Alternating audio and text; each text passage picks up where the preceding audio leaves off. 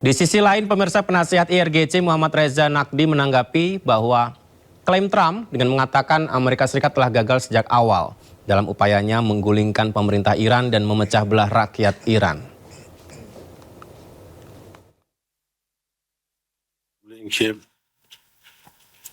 خیلی کوتاه‌بینه، یعنی یک رفتار کودکانه، هیچ آینده نگری در بیاناتش نیست. یعنی وقتی صحبتی میکنه حتی به مثلا 24 ساعت بعدم فکر نمیکنه. یک رهبر مهم بزرگ بین‌المللی باید عمق حتی 50 ساله 100 ساله حرفش رو که تو تاریخ ثبت میشه ببینه، اما اون این ویژگیش اینه که تا فردا رو هم نمیتونه پیش بینی کنه و به اصطلاح یک حرفی رو بزنه که سنجیده باشه و آینده نگر باشه. و Warga terlihat ketakutan dan panik saat kebakaran lahan gambut dengan cepat mengepung kawasan permukiman penduduk di Sampit. Sebuah gereja juga nyaris terbakar.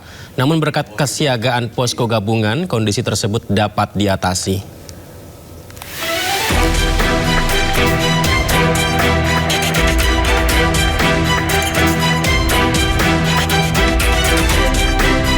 Gumpalan asap tebal dari arah belakang gereja Kristen Protestan Simalungun ke KPS Sampit tampak membubuk tinggi hingga membuat panik jemaat setempat. Warga bersama petugas posko gabungan pengendalian Karhutla Kota Waringin Timur berupaya melokalisir agar api tidak menyambar gereja KPS Sampit yang hanya berjarak sekitar 10 meter.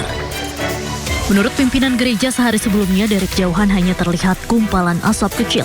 Namun akibat tiupan angin kencang membuat kobaran api lahan gambut dengan cepat menuju bagian belakang rumah ibadah ini.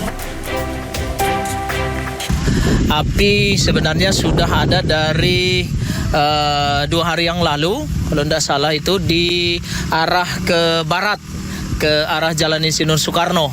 Nah, kemudian sekitar pukul 1 siang tadi angin kencang dan titik api menyebar sampai ke arah belakang gereja dan juga bahkan di belakang rumah perumahan penduduk.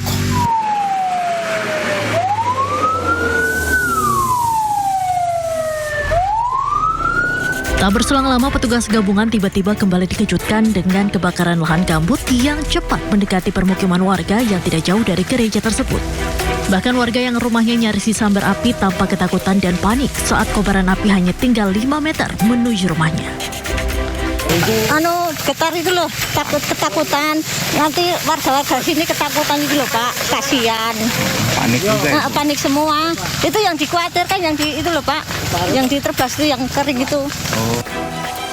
Berdasarkan data BPBD Kota Waringin Timur per 18 Agustus 2026, total luas lahan yang terbakar mencapai 1.300 hektar lebih. Sedangkan rekap hotspot tercatat sebanyak 3.840 titik panas sepanjang tahun 2026. Dari Sampit, Kabupaten Kota Waringin Timur, Kalimantan Tengah, Normansyah, iNews melaporkan.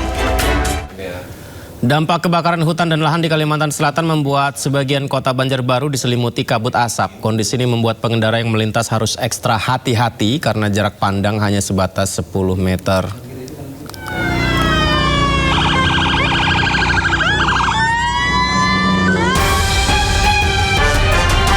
Kabut asap pekat dampak kebakaran hutan dan lahan atau Karhutla menyelimuti kota Banjarbaru, Kalimantan Selatan pada Rabu pagi.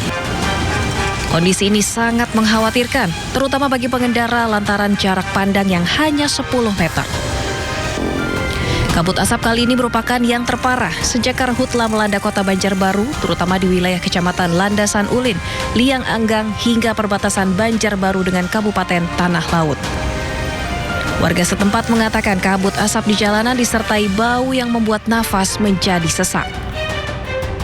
Jarak pandang cuma berapa meter? Kalau dulu masih sampai seberang sana masih bisa melihat. Kalau hari ini memang benar-benar parah. Selama saya tinggal 19 tahun. Selain mengganggu penglihatan, kabut asap juga mengancam kesehatan pernafasan masyarakat. Warga terus berharap ada solusi pasti dari pemerintah daerah dan pusat agar Karhutla di Kalimantan Selatan segera berakhir. Dari Kota Banjarbaru, Kalimantan Selatan, Sairi, iNews melaporkan. Ya, pemirsa, sidang pra-peradilan Febri Adriansyah kembali digelar di mana kepolisian selaku termohon meminta Hakim Tunggal Pengadilan Jakarta Selatan menolak permohonan pra-peradilan yang diajukan Febri Adriansyah. Dalam sidang hari ini, Polda Metro Jaya dan Kortas Tipikor Polri selaku termohon menegaskan penetapan Febri sebagai tersangka kasus dugaan tindak pidana korupsi dan TPPU telah berdasarkan lebih dari 2 alat bukti yang sah. Polisi menjelaskan penyidik telah memeriksa 16 saksi dan 3 ahli. Penyidik juga mengantongi barang bukti sebelum menetapkan Febri sebagai tersangka. Bahwa perkara tersebut layak ditingkatkan ke tahap penyidikan. Bahwa setelah perkara berada pada tahap penyidikan, para termohon selanjutnya melakukan serangkaian tindakan penyidikan berupa pemeriksaan saksi, pemeriksaan ahli, pengumpulan dan pemeriksaan dokumen serta barang bukti, penggeledahan, penyitaan, penelusuran transaksi dan aliran dana serta tindakan penyidikan lainnya yang sah menurut hukum. Berdasarkan keseluruhan hasil penyidikan tersebut dan setelah diperoleh alat bukti yang dipersyaratkan oleh KUHP, para termohon kemudian menetapkan pemohon sebagai tersangka sebagaimana dituangkan dalam surat penetapan tersangka nomor Stap 02 7 Romawi Res 3.3 2026 Polda Metro Jaya tanggal 10 Juli 2026.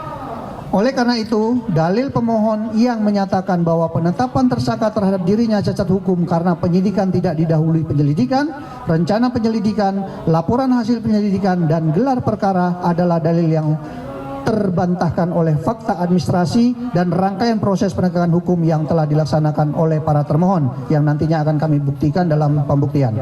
Dengan demikian, tidak terdapat alasan hukum untuk menyatakan surat perintah penyidikan maupun surat penetapan tersangka terhadap pemohon tidak sah. Oleh karenanya, dalil serta petitum pemohon yang memohon agar pengadilan menyatakan penetapan tersangka tidak sah patut untuk ditolak seluruhnya atau setidak-tidaknya dinyatakan tidak beralasan hukum. Sementara itu, kubu ex Jampitsus Febri Adriansyah menilai jawaban Polri dan Kejagung dalam sidang pra-peradilan justru memperkuat dalil permohonan yang diajukan mereka. Salah satu yang memperkuat permohonan pra-peradilan lantaran Polri mengakui bahwa dalam prosesnya Febri tidak pernah diperiksa sebelum ditetapkan sebagai tersangka. Sudah kami sampaikan dan tentu kami berharap bahwa besok itu argumen-argumen yang kami sampaikan ini tadi akan mendapat dukungan dari para ahli yang hendak kami hadirkan. Begitu juga tentunya kami berharap juga ahli-ahli yang akan dihadirkan oleh pihak termohon akan mencoba melihat perkara ini secara jernih. Sebab bagaimanapun juga bagi kami ini bukan hanya kepentingan dari Pak Febri Adriansyah, tetapi adalah untuk kepentingan penegakan hukum.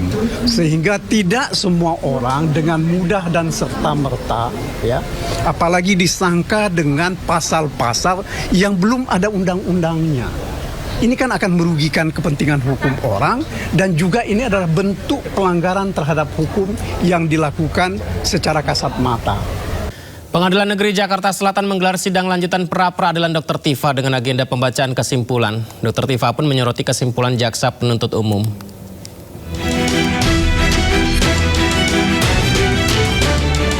Fauzia Tiasuma atau Dr. Tifa kembali menjalani sidang lanjutan pra-peradilan kasus ijazah Jokowi dengan agenda mendengarkan pembacaan kesimpulan di Pengadilan Negeri Jakarta Selatan Rabu siang. Pada agenda sidang kali ini, Dr. Tifa menyoroti pembacaan kesimpulan jaksa penuntut umum yang masih mengaitkan dengan status P21. Tifa pun menyoroti pihak jaksa yang dinilai seolah-olah mengabaikan amar putusan sela di mana Majelis Hakim Pengadilan Negeri Jakarta Timur telah mengabulkan eksepsinya. Oleh karena itu, Tifa menyatakan seandainya petitum dirinya tidak dikabulkan hakim, maka dirinya akan disandra sebagai terdakwa. Dan bahkan tadi kalau saya mendengar kesimpulan di termohon itu tetap mendasarkan kepada P21. Jadi mereka itu membawa kepada seakan-akan sidang itu tidak pernah terjadi gitu loh. Sidang yang terjadi di PN Jakarta Timur 4 kali sidang dengan beban biaya begitu besar dari negara itu dianggap oleh jaksa itu seakan-akan nggak ada.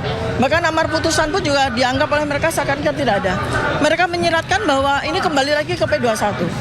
Padahal ini kita sedang menghormati sebuah sebuah proses hukum, prosedur hukum yang betul-betul kita menghormati apa yang ada di KUHP, apa yang ada di KUHP. Kalau seandainya peradilan ini tidak memutus apa yang kami minta dalam petitum kami, artinya saya disandera sebagai terdakwa dengan sewenang-wenang, dengan semena-mena, tanpa hukum gitu loh. Di luar hukum, tidak ada koridor hukum apapun yang memberikan fasilitas kepada saya untuk disandera sebagai terdakwa ketika amar putusan dari PN Jakarta Timur itu sudah diketok palu oleh hakim gitu ya. Jadi Selanjutnya sidang putusan pra-peradilan Dr. Tifa akan digelar pada hari Jumat 21 Agustus 2026 mendatang. Dari Jakarta, tim liputan iNews melaporkan. Pemirsa, Presiden Amerika Serikat Donald Trump berencana mendeklarasikan Selat Hormuz sebagai bagian dari wilayah Amerika Serikat. Trump mengklaim Iran kini sedang mengalami kekalahan telak, pemirsa.